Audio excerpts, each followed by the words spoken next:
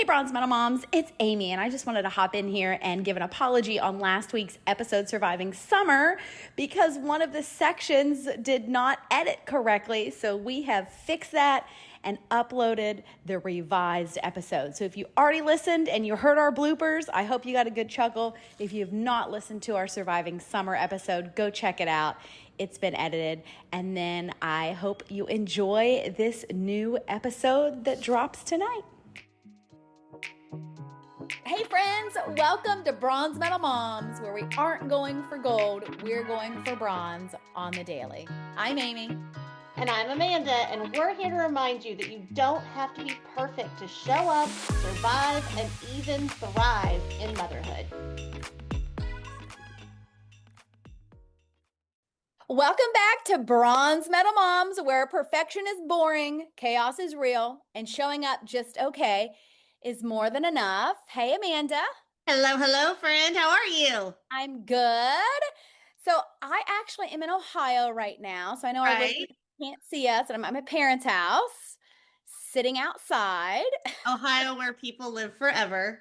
Yes. So my grandmother did turn 103 a couple weeks ago, and we actually wanted to record a podcast then, but we had some Wi-Fi issues. So I came back now with my daughter so she could hang out with grandma. But I have to say, something happened last night that I want to tell our listeners. It was such a parenting aha moment. So I'm at my parents' house. It's the house I grew up in, but it's completely different. Like they've renovated, they've added on, they've redecorated. So it doesn't look anything like it did when I lived here. And of course, once your kids move out, you have a lot more money to spend on your house, right? Sure. But we're sitting in the living room, and one thing that we do in Ohio that we can't do in Texas in the summer is campfires, right? Like it's way too hot in Texas to have a fire. That's absurd. But we do it in Ohio. And last night with my daughter and my parents, we decided we're going to cook hot dogs and s'mores and do something on their fire pit last night. But we were going to wait. Yeah, we were going to wait until it got dark. So like 8 p.m. Well, around 5:30, I'm currently in my luteal phase of my cycle. I'm snacky. So I go get some popcorn. And as soon as I start snacking on the popcorn, my mom looks at me and says, "Stop snacking. You're going to ruin your dinner." Now, for our listeners who may have forgotten, I'm 47. I'll be 40. I was going to say, if you've forgotten, think that we're children. Yeah, I have an almost 12-year-old, but in that moment, I realized once a parent, always a parent. Right. You can't help it. Like, I feel like there's just things you do and say as a mom that no matter how old our kids are, we just can't help it. And it was kind of like a warning to all of us that's like a key to our future. So heads up, a lot of this stuff, Bronze Medal Moms, it's going to be so ingrained that we're not going to be able to help it even when our kids are pushing 50. You know what? It's funny you say that. This is so off topic, but this is a funny story too. So my mom grew up in Michigan, lived in Chicago with my sister, and then they moved to Texas with me. And because we moved to Texas, or it's so hot, she was so stressed that as an infant, I was always hot. So she always had us like naked all the time, like just a diaper. And for some reason, when I had my daughter, it was in my brain that she was cold all the time, all the time. And so I always had her like little sweaters and stuff like that, even in the summer. And my mom would just, every time she saw my daughter, she was like, "Get that child out of all those clothes. That child's way too hot." I was like, "She's not hot. She's fine." And she's like, "She's way too hot. I know she's hot." And I was like, it is just ingrained in you that she's like, "I just assume my children and grandchildren are always hot. Yeah. Everyone's hot all the time." Just And I was can't like, help it. Yeah. Never ends, never ends. Never ends. So today we are continuing a conversation from an episode recorded earlier because it really hit home for a lot of our listeners. Yes. So we got the messages, the DMs, the "oh my gosh, this is me" text. Can I just say, I love the fact of how many of you are using this phrase, like, "I feel seen." Like, "Oh my gosh, I feel seen." So apparently a lot of you are out here feeling the mom friend drought, especially if you work full-time, part-time, or around the clock at home and at work. Yes. So this is part 2 of making mom friends the working mom edition. Because let's be honest, it's hard enough to make new friends as an adult, as a parent. But when you add in meetings and deadlines and grocery runs and trying to keep a child alive and fed, yeah, friend making gets downgraded to the someday list. Yes, let's talk about it. So, when you're a working mom, your quote unquote free time, if that even exists, is mostly used for logistics, like not lingering in the school pickup line hoping someone says hi. That's not what it is. Right. And you and I both worked outside of the home full time for many, many years. And I actually didn't have school pickup line because my kiddo had to stay in aftercare until I got off work. So then there's the guilt that you're missing out on the PTO mom brunch, or guilt that your kids' friends have moms who already hang out, or guilt that you're too tired to make small talk, or even if it's not guilt, it's just that feeling of being left out. Because a lot of moms make friends during the day when we're at work. But here's the truth, there are other working moms out there who feel exactly like you do. You're not the only one who's craving attention, but or craving that connection. I'm going to do that again. But here's the truth, there are other working moms out there who feel exactly the way you do. You're not the only one who's craving that connection, but doesn't know how to fit it in to your day to day schedule. Did you know this is such an interesting little fact? Did you know in 2024, 81% of the employed mothers were employed working moms had children 6 to 17. 6 to 7, so they worked full, 81% of mothers actually worked full time. 76% of mothers worked full time with the kids ages under 6. So we're talking the majority of moms are working full time. Right. So actually, all of our stay-at-home mom friends who don't have any other sort of work from home gig, they're the unicorns these days. Right. Interesting. Okay, so let's get practical though, because we really do want to talk about how you actually make mom friends as a working mom. And a lot of times you would think it's your coworkers, but that might not necessarily be the case. So the step one bronze medal way is to lower the bar, right? So you really don't need to meet your soul sister right away. Start with consistent interaction. Maybe it is a school event. Maybe it is dance class pickup, even just a, hey, I liked your shoes at something that you have to drive your kid to on the weekends. And can I just say, lower the bar. I feel like that needs to be on a t-shirt. Like that could be our slogan for everything that we do, that it's like, you know what? Lower the bar. It does not have to be perfect. It does not have to be perfection. I think that is such a way to give ourselves a breath of fresh air of like, yeah, if you didn't meet your friend at that dance class, guess what? You'll meet a friend another time. It's going to be fine. Don't worry. Yep. Yep. But all right, another one, leverage the leverage the internet like the 90s kids that we are. Facebook group moms. Those are great ways to go. PTO emails, class group chats. Don't be afraid to message someone and say, "Hey, are you the mom with the hilarious snack labels? You made me laugh today." This is a great way for moms to connect while you're in the little nooks and crannies of your day, and you don't have to feel that like facing right in front of them interaction, but you can build a really good relationship all through online social media, chat rooms, stuff like that. I love that. And when I worked full time, there certainly were some like coworker besties, that I was really good friends with while I was at work. But and if that translates into a great mom friend outside of the office, like that's amazing. But that didn't always happen for me. So Sure. I did use Facebook a lot, especially when Adelaide was little. I made a lot of friends on like a Facebook mom group, a breastfeeding group, a working moms group. I even made friends in a Jamaica group because we used to go to Jamaica like all the time. But let's also talk about apps because I discovered one, we're on our phones all the time anyway, so we should make them kind of work for us. But Right. I discovered a new app called the Peanut app. I don't Isn't know. it? It's really cool. I've seen this one. It's one of the more highly rated for moms looking to find friends.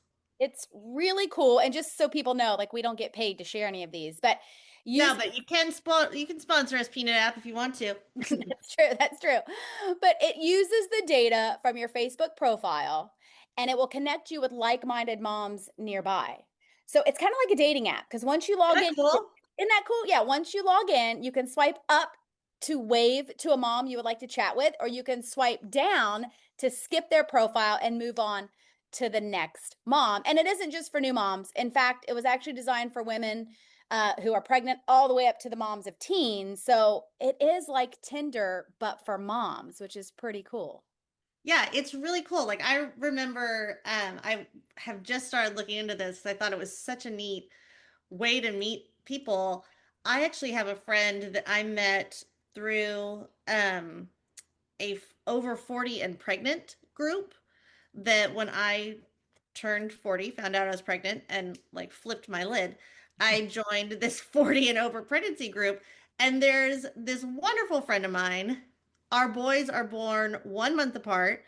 I have never met her before in my life. I probably will never meet her. She lives way up north, but we talk all the time. And we just encourage each other and it's like I don't need to like travel with her and do friend trips, but we do have this connection that we both had this surprise oopsie babies, just a month apart, which I think is so cool. Yeah, that's super cool. I love that. So another good one that so we've got the Peanut app. We've got the Facebook groups. Another good one is MomCo. So if you don't know what MomCo is, it actually used to be called MOPS, which stood for Moms of Preschoolers.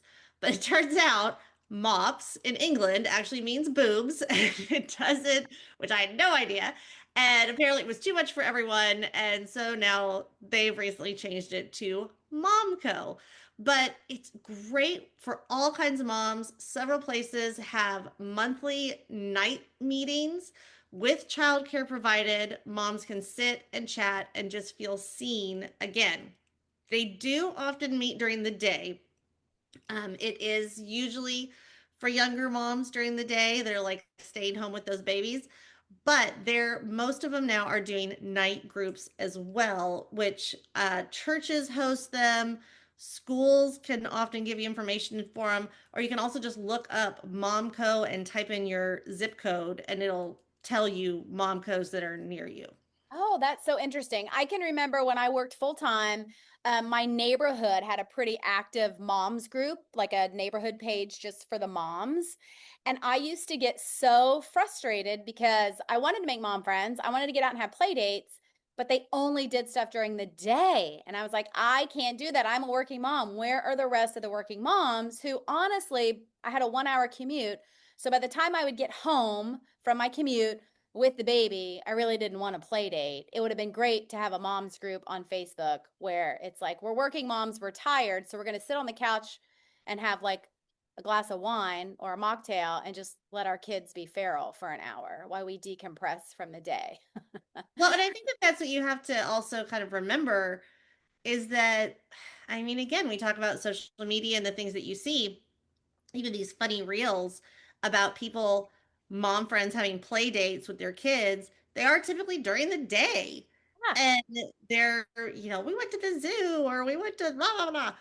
But it's okay to have them at night. You can yeah. squeeze it in. It's fine. And it doesn't have to Working be moms. hours long. It'd be 30-minute check-in. Yes, working moms need that. We need stuff that isn't during the day. Um, And one way that is actually a little unexpected to meet mom friends, it's actually how Amanda and I met. It was 10 years ago, it was way untraditional, but now a decade later, it's totally normal for people to make money online.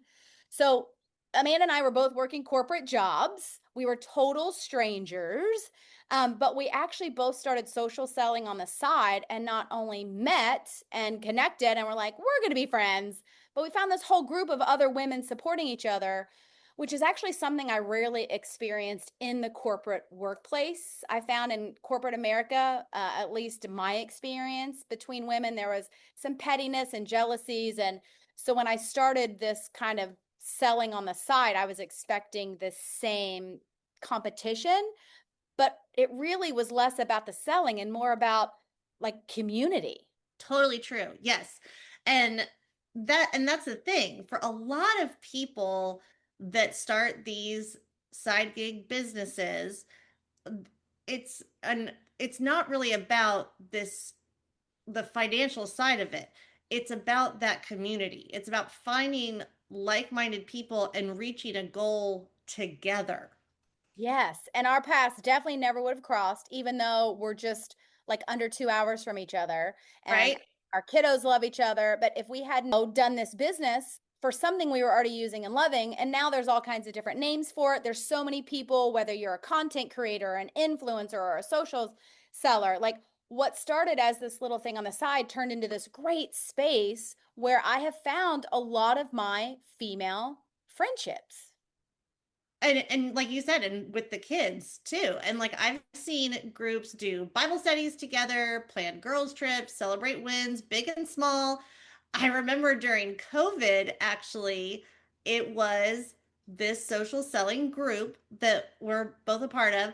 I remember during COVID, we did weekly check-ins just to make sure we were all surviving. It Yeah. had nothing to do with sales. It had nothing to do with our paychecks.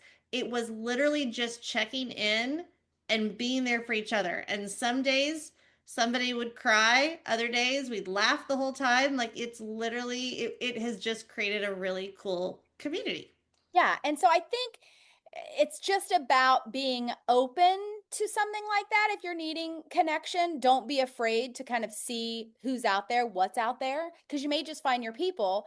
But also, in general, you have to be open. And we talked about this on the last episode, whether you're a working mom or a work from home mom or a stay at home mom, you have to put yourself out there and be open to making mom friends. Because as much as we would love that mom to show up on our door with like coffee and wine and say, let's be friends, that just doesn't happen. So, okay. So, Amy, we found a crew. So, you found a crew to work with, you found a crew that you're hanging out with. How do we start conversations? What do we say? You always have the best thing for this. And I feel like we actually brought it up in other episodes, but it's worth repeating because It, it's the way to meet people and start it, conversations. it is. I love it. And I practice it almost every day. I did it again on the flight here. You start with a compliment. In fact, I really like to do that in front of my daughter, but it's the easiest way to start a conversation with someone, a complete stranger. We were on the airplane, and the woman who was sitting in front of us as she was getting on, she was dressed very nice. And I looked at her and I said, "You look so pretty today." And she was like, "Oh my goodness. Wow. Like, thank you very much. Where are you? Why are you going to Ohio?" And then it just started this conversation. So that's my favorite way. You know how many parents out there want to hear, love your outfit. Your kids are so sweet to my kid. Wow, you don't look like a hot mess today. Do you know I actually there's this woman at school. It's funny, the other school people are gonna be like, yep, I know who she is. And she's like, yep, I know you're talking about me because I told her this. So this woman is stunning. She is just a beautiful human being. Even when she like total genetic lottery, even when she walks the kids in with like a t-shirt and her hair in a messy bun, no makeup, she is just a beautiful person. And we all call her the pretty mom. And I one day I told her, I was like, "Hey, I thought you should know. We call you the pretty mom." So I told her, even when you look like a mess, you look so great all the time. And she looked at me like I just told her her hair was on fire. She was like, "What are you talking about?" And I go, "What?" I was like, "You are so pretty. Like you just always look so lovely." And she goes, "My kindergartner tells me that I need to dress up and look better to drop him off at school." What do kindergartners know? They know I nothing. know. And she was like, I can't. She's like, you just made my day. And I was like, it isn't just me. We're all saying this. But it was one of those things that, like, give someone that compliment, even someone that you assume, like, oh, I'm sure she hears she's pretty all day, Yeah. stuff like that. They don't. And they might have a kindergartner that's like, Mom, you should really step it up a notch. Yes. So I love it. You give the compliment and then you take it a step further and you actually propose kind of getting together, but not like a dinner party, not anything that takes effort. Cause especially when you're a working mom, like I said, by the time I would get home, and that was even before she was old enough to have rehearsal or soccer practice. Even after that, you're exhausted. So make it a casual hang like, hey, do you want to walk together on our lunch hour? Or maybe do you have time between drop off and when you have to be at work to grab a coffee? Or hey, do you want me to bring wine to soccer practice and we can each have a glass of wine and make it a soccer practice happy hour? Like, make it low pressure, make it easy to bail. But that just helps everyone kind of breathe and realize, oh, yes, like I can do this. It's not because the last thing we want as working parents is to have something else on our mental load. So you Sure. do want to make making those friends simple. Sure. And let's admit this part too. Like, when you're proposing that, it might feel awkward. It might feel like adult dating. Like, do I ask her for her number? Was that weird? Did I overshare about my kid's rash? Like, what did I do wrong here? Are they gonna like me? Are they gonna like me? It's You gotta get over that. Yes, it's always awkward. I mean, Always it would awkward. rather not be awkward. In fact, if you feel awkward, then you're doing it right, right? Like, Well, I know that it's just as awkward for them. yes. And you know what? Lead with honesty. I think I shared on the last episode. That's how I met a really good mom friend in a season I needed a mom friend. It was on a Saturday getting our nails done, which is when working moms get their nails done on the weekends, right? Because you don't have time during the week. And I went up to her and I said, hey, this is really awkward, but I really need more mom friends. You seem cool chatting. Do you want to go to lunch or grab a coffee sometime? And she said yes, and I did. So awkward works. I love that. People appreciate honesty more than perfection every single time. They do. They do. So to our working mom friends, and whether it's, we all have our own, not struggles, but we all have our own things, whether you're working full time out of the house, whether you're working full time at the house, whether you're a full time stay at home mom, which is still a full time job. You're not Yep. too late. It's not too busy. Like you need that connection. And I think we said it on the last episode. No matter how great your partner is, you need other mom friends for that connection. I was about to exactly say the same thing. Yeah. Yeah. If you No one, think, if you think, oh no, but my husband's my best friend, love that for you. Love your marriage. No. right. You You need need other other. mom friends. Yes. And this is bronze medal moms, but I'll even take it a step further. Women need other female friends, whether you're a parent or not. Um, So, you just have to get a little brave and you have to put yourself out there and you have to keep trying. I feel bad sometimes when I do see moms online like, "Oh, I don't have any friends. I don't have any friends." I'm like, "Oh man, that's hard." But then I want to ask them, "Are you putting yourself out there?" Right? It's like, Right. you don't wait to get invited to the party, host your own kind of thing. Look at the online dating scene and people thinking I'm looking for this specific type of person, I'm looking for this friend, blah blah, or companionship. You're probably not going to find that in a bar these days. You got Yep. to go online. You got to make the effort, put yourself out there. And that's the same with making mom friends. Yep. But so, and if you're mom and already in a friend group, I will say this too, be on the lookout. Invite that quiet working mom that you only see at the choir concerts or you only see in the pickup line.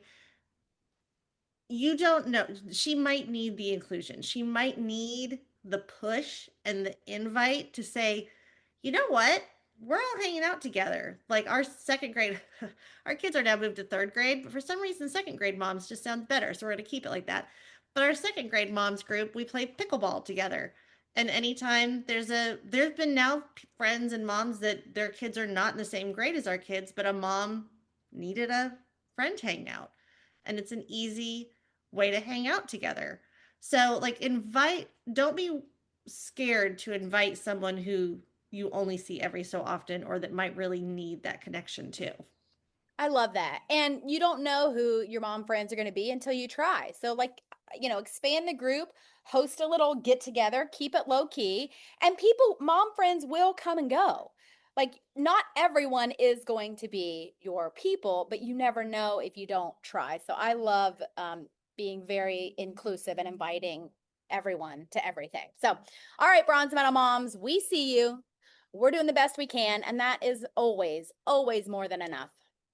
So send this episode to your favorite working mom, or better yet, send it to someone you want to be friends with.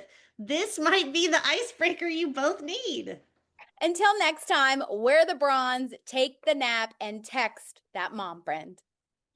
Thanks for listening to our moms on Bronze Medal Moms. Don't forget to subscribe, share with your friends, and leave us a review. We'd love to hear from you. See you soon.